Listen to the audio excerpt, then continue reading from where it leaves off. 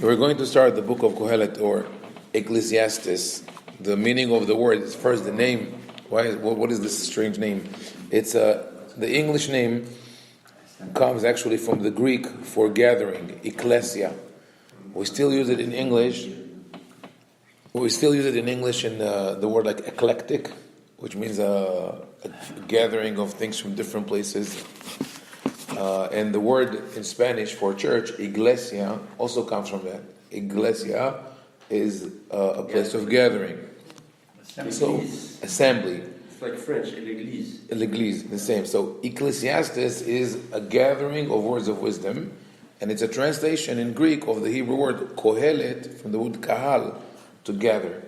The name itself is strange, Qohelet, because we don't know of a name by the name of Qohelet that, as appears in the title of the book, Divrei Qohelet ben David, Melech B'Yerushalayim. These are the words of Qohelet, the son of David, who was the king of Yerushalayim, in Yerushalayim. So apparently it's Shlomo HaMelech. Yeah. Apparently. So, and the book is attributed to Shlomo. There is a problem though with that attribution of the book to Shlomo, because the language, in some cases, the language in Qohelet is a later Hebrew that is more appropriate to the time of the Second Temple, especially the usage of the word of the she instead of asher. All throughout the Tanakh, that which is asher ya'aseh, asher ya'amol, asher yomar, but in Qohelet you find she. Ma yitaron la'adam b'chol amalo she ya'amol tachat hashamesh. So it doesn't really matter who is the original author of the book. There's a very interesting trajectory to the book, and that is the presentation of different possibilities of what is man's purpose in life. The main question of the book, when we compare it to Eov, we just finished Eov. So in Eov, the main question is the question of theodicy, divine judgment. Is there justice? Is there a system? Here, Qohelet asks maybe something even deeper. What is the purpose of all that? Let's say there is a system of reward and punishment, but what is the point of working within the system? What do I gain from it in life? What is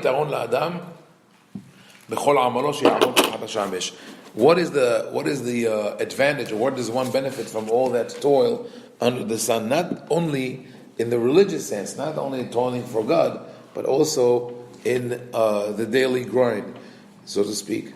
And Qohelet, I would say, it takes the readers on a thrilling ride, like a roller coaster of philosophies, of different ideas. He says, maybe this is true. No, it's not. This doesn't work. Maybe this one, and eventually he reveals his understanding. We'll read from the first couple of verses, very famous. Havel havalim amar Qohelet, havel havalim kol havel, ma yitron la'adam bechol amalo sheya'amol tachat hashamesh. He says, utter futility, said Qohelet. Some read it as utter vanity. Vanity of vanities. Everything is vain. There's no purpose. Why is that? Ma yitron la'adam bechol amalo sheya'amol tachat hashamesh. What real value is there for a man in all the gains he makes beneath the sun?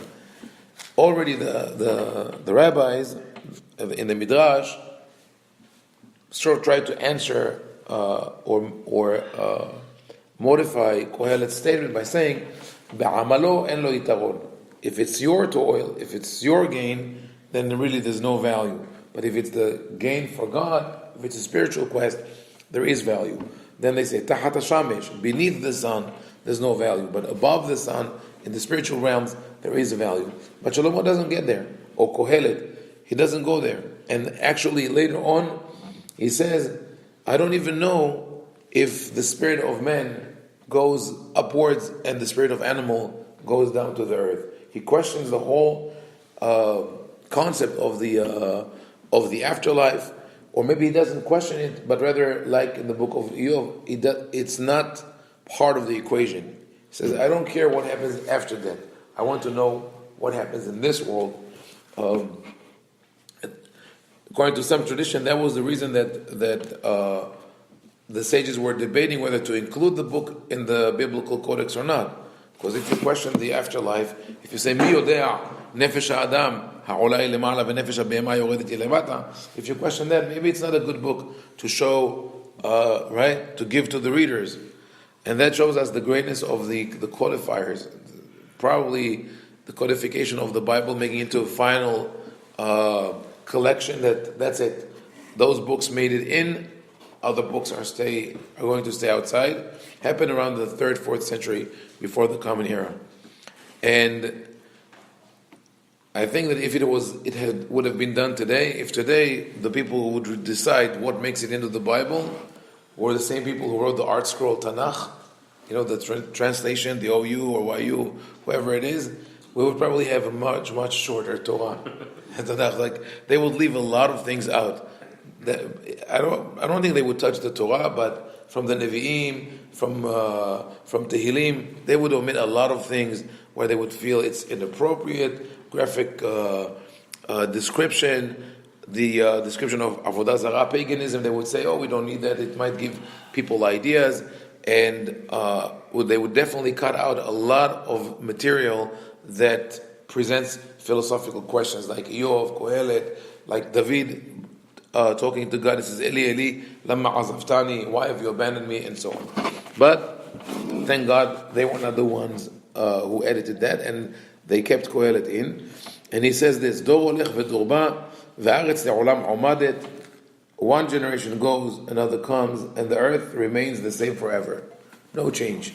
So we make a little dent in the world, but then we go, we disappear, and no one knows about it. V'zarach hashemesh, uva hashemesh, ve'el mekomo sho'ev zorechu sham. The sun keeps going in circles, going to the south, then to the north. The wind goes in circles. The rivers go to the sea. The sea is never full.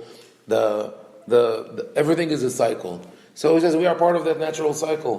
What impact do we have on the world? But up to here, what he's questioning, the main part that he's questioning is amal, it's toil, it's labor, right? In other words, but how do you really the purpose? But it's right, labor. Okay. But how do you survive in the world without toil?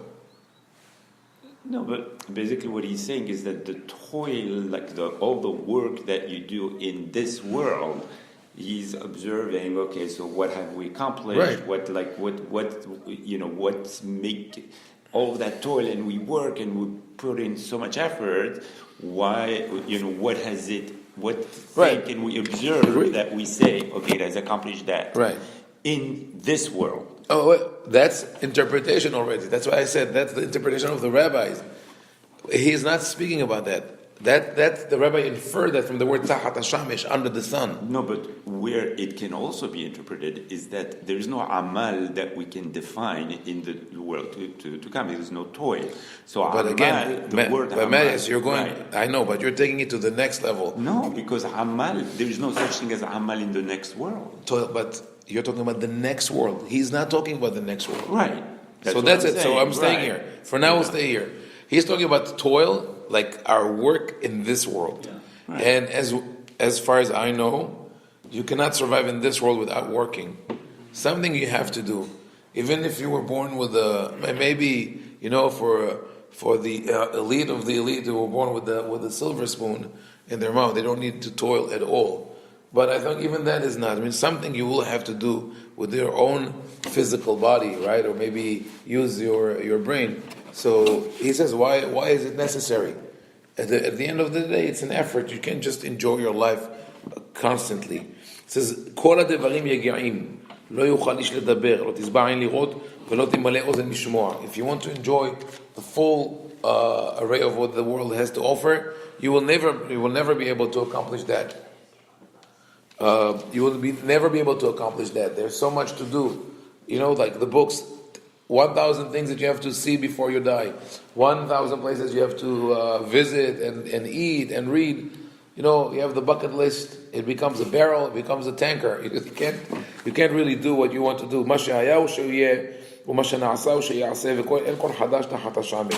Now he is diving into dark places. From one statement after another, he leads you to the point where he says there's no point in doing anything in life. Why? יש דבר שיאמר ראה זה חדש הוא People say, oh, well, this is a novelty, never happened before. כבר היה לעולמים אשר היה מלפנינו. אין זיכרון לראשונים וגם לאחרונים שיהיו, לא יהיה להם זיכרון עם שיהיו לאחרונה. People don't remember the first generations, people will not remember the last generations. Now, one can say that today with modern technology, oh, there is hadash to hadash. There are new things where we achieve new heights, we achieve new, we get to new frontiers, but the essential statement of Qohelet is still there. It says that mankind has not changed. We as humans have not changed. We still have the same desires, the same emotions, the same interactions with each other. We still have hatred and wars and famine and diseases. So all the inventions and the novelties, yes, they have changed the world a little bit for the better, but we still have a long way to go. And when you speak about those who are forgotten, yes, today we have the means to remember everything, right? Even not only that we add new stuff, to the internet, but people go back in time and they're uploading whole libraries and databases to the internet. Soon, or maybe it's already has been done, all the knowledge that we had in the past will be available digitally, right? And then you say, we remember everyone. Not true. Only a few people are remembered, and the rest, they come and go. That's also the source of evil for, in a sense, the people who want to make a name for themselves, and they find out that doing it in a positive way, in a constructive way, is very difficult. Those are the people who end up being tyrants and dictators, destroyers, terrorists, because they want to acquire fame. And they can only do it by being destructive, because they want to be remembered.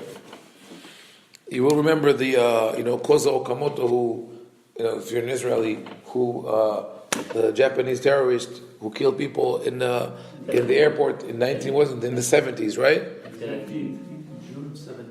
June 72. But we don't remember many other people who did good things and lived at the same time, right? Unfortunately, we remember that outlier who was extremely evil. So Qohelet now says, Ani Qohelet hayiti melech al Yisrael b'Yerushalayim. I was a king. He's not a king now. So maybe he's writing in his old age, and he reflects on his life. There's a midrash, a very weird, strange midrash, that obviously fantastic, never happened, that Shlomo was deposed by the king of demons, by Ashmedai, and he lived in exile for a while, and that's why he says, I was a king. He wrote it when he was not a king. But there's no basis for that, obviously. נתתי את ליבי לדרוש ולתור בחוכמה על כל אשר נעשה תחת השמיים. Says, I had the time, as the king, as a wise man, as we read in chapter 3 of Melachim Aleph, I had the wisdom and the time and the means to analyze and understand the full spectrum of human knowledge. And what is his conclusion? כל אשר נעשה תחת השמיים, everything that happens under the heavens, הוא עניין רע, נתן אלוהים לבני האדם לענות בו. So it's just, it's like in Hebrew they say avodah yezuma. It's like labor camp. God just created for us this world to work, just to keep us busy. He created us, He created work, keep busy. As if it's some kind of entertainment for God. ראיתי כל המעשים שנעשו תחת השמש, והנה הכל הבל ורעות רוח. Everything that is done is vain. Why? מעוות לא יוכל לתקון, וחיסרון לא יוכל להימנות. That which has been distorted cannot be fixed. That which is lacking cannot be filled. So, what's the point? Meaning that if we did something wrong in our relationships with interactions with other human beings, or something went awry, or death itself, once it's done, and there's nothing that we can do about it. So Qohelet says there's no point, inyan ra, and he said maybe the pursuit of wisdom, maybe that is the right, maybe that is the goal, that is the ultimate achievement. Etna libi lada'at chokma vada'at holelut v'sichlut yada'ati shegam zeu ra'yon ruach. I realize that acquiring wisdom also is not the perfect solution. Why? Ki berov chokma rov ka'as ve'yosif da'at yosif machov. The more you know, the more you suffer. He says maybe it's better to live. It's better to live in the bliss of ignorance, not knowing anything. I don't want to hear the news. Let me live in my own bubble. It's better. The more I understand the world, the more sorrow I have. Yeah. What is the pursuit of good life a noble goal? This is what is the American dream? The pursuit of happiness, right? You ask humans all over the world, and you'll find out that everyone wants to have a happy, calm life. Only that some people realize that it is so, for them, unattainable, so they go to the other extreme. They say, if I cannot have it, let's make an ideology out of it. And thus we have religious sects who say you should practice abstinence, you should not eat, you should not drink, should not have sexual relationships, should afflict your body, don't listen to music. And this is, it's almost as, it's a tantrum. To me, it's a philosophical tantrum. The kid who says, he wants that toy, he can't have that toy, give him the other toy, and he takes it and breaks it and smashes it and yells and screams. And he's saying, wait a second, you could have the other toy and have a nice 1 hour of fun playtime. No, he's like that woman in the Judgment Shlomo. If I don't have it, no one is going to have it. He says, if I can't have little joy, let me not have anything at all. But I chose. It's my decision to suffer. That is the answer. That for most people, naturally, there is a pursuit of happiness and tranquility and joy. But if we can't have it, sometimes we turn it into an ideology. And then he says, "Amarti ani belibi." This is in chapter 2. Lechana anasecha besimcha urei betov. Says maybe the pursuit of happiness per se is the ultimate goal, not one that comes with wisdom, with understanding. Just fun, just have parties. You can do that. Veine gamhu havel. That also is vanity. Why? Lishok amarti meholal ul simcha mazo osa. Of revelry, I said it's mad. Of merriment, what good is that? And you look at that and you say, what? So it's not good to be happy?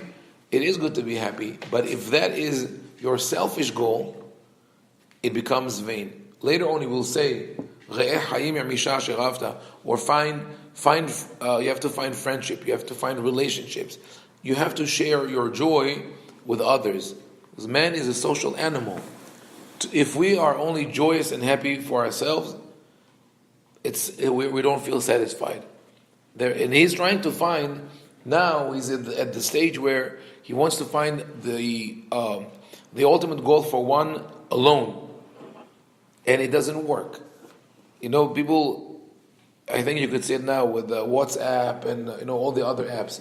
The moment you see a funny video, what do you do with it? You share with all your friends, right? Because you want them to laugh with you. If you're laughing alone, it's not good enough.